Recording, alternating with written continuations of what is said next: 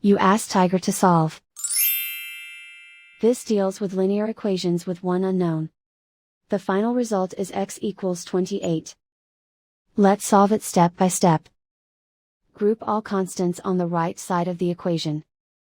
Add 4 to both sides.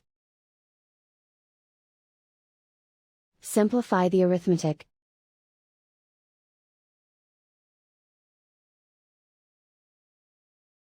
Isolate the x. Multiply both sides by 2. Group like terms. Multiply the coefficients. Simplify the fraction. Simplify the arithmetic.